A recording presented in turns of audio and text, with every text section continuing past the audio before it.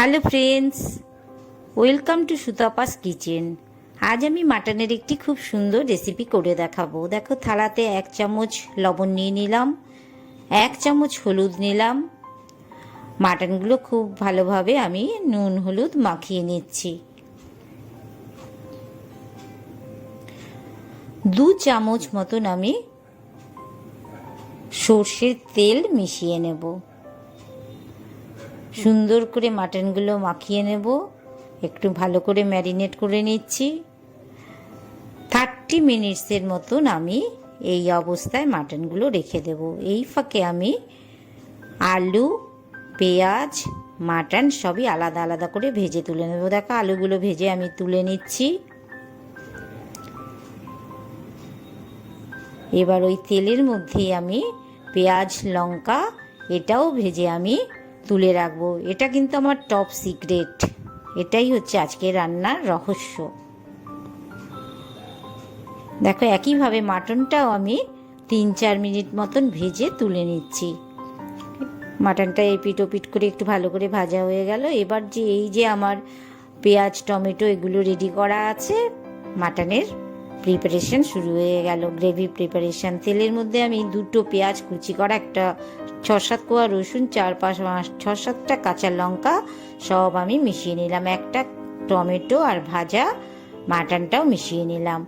1 চামচ মতন কাশ্মীরি লাল লঙ্কার গুঁড়ো মেশানো হলো। 1 চামচ ধনে জিরের গুঁড়ো নিয়ে নিলাম। এবার একটু মাটনটাকে আমি উল্টে পাল্টে নিচ্ছি। 1 চামচ লাল লঙ্কার গুঁড়ো মিশিয়ে নিলাম। তোমরা ঝালটা তোমাদের মতো নিয়ে নেবে। দেখো, আমি গরম জল একটু করে রেখেছি, অল্প অল্প করে মিশিয়ে নেব। সুন্দর কিন্তু লাল লাল হয়ে এসছে মাটনটা। এবারই আসল রহস্য। এই যে দেখো, আমি আমার সেই ভাজা পেঁয়াজগুলো এর সাথে আমি মিশিয়ে দিয়েছি।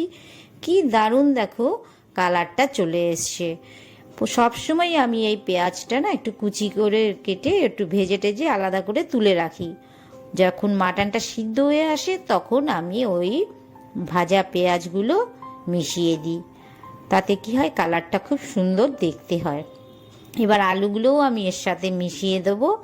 একটু গ্রেভির সঙ্গে একটু মাখো মাখো হয়ে আসবে। দেখো, একটু 2 মিনিট টাইম নিচ্ছি, মাখো মাখো হয়ে আসবে। এবার অল্প করে জল মিশিয়ে দিলাম, 1 চামচ মতন লবণও মিশিয়ে নিলাম। মাংস কিন্তু আমার প্রায় কষা কমপ্লিট হয়ে গেছে। এবার প্রেসার কুকারে আমি 3 থেকে 4টে সিটি দিয়ে নামিয়ে নেব। দেখো, আর আলুগুলো যে ভেজে রাখা আছে সেগুলো কিন্তু আমি উপরেই দিয়ে দেব। তাতে কি হবে, ভাপে ভাপে আলুটাও সুন্দর সিদ্ধ হয়ে আসবে।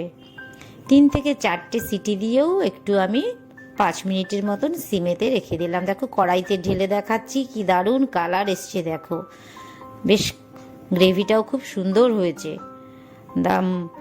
বন্ধুরা, তোমাদের যদি আমার রেসিপিটা ভালো লাগে তবে সুতপাস কিচেন অবশ্যই তোমরা সাবস্ক্রাইব করো, লাইক শেয়ার কিন্তু অবশ্যই করবে। আবার নতুন রেসিপি নিয়ে আসবো তোমাদের জন্য। সবাই ভালো থেকো বন্ধুরা, আর খুব ভালো দেখো, এনজয় করো।